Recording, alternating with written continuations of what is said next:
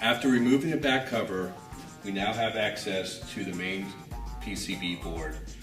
Once you access the circuit board, you'll find that it has multiple connectors. This particular circuit board has 10 connectors. We have 10 showing here: 1, 2, 3, 4, 5, 6, 7, 8, and 2 in the back make 10.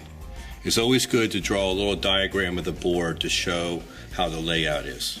What we have done here is showed you how the layout is, and we have numbered all 10 of the connectors.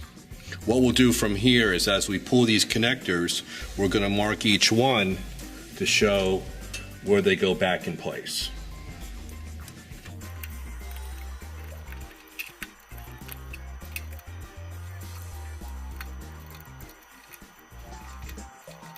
Once we have them all numbered, now we can go and remove the 2 screws that hold the power cables on.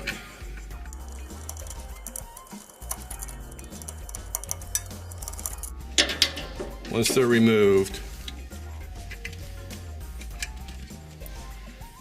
we have clips that hold the board on.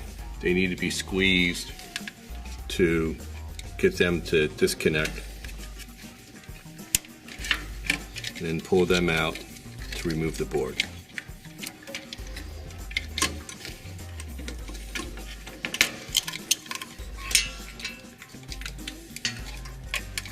Now that we have our new circuit board, we're going to put that into the laminator.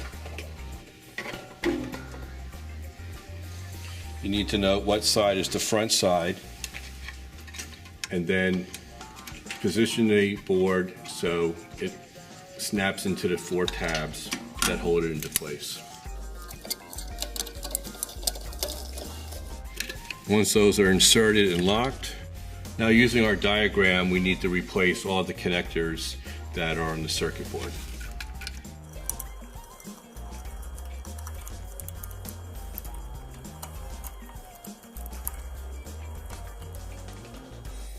And finally, we need to put the 2 screws that hold the power cable to the board.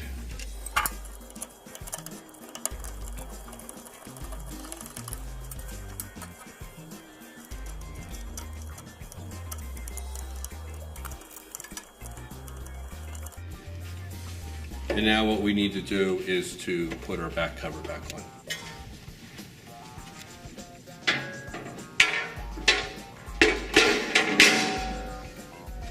Thank you.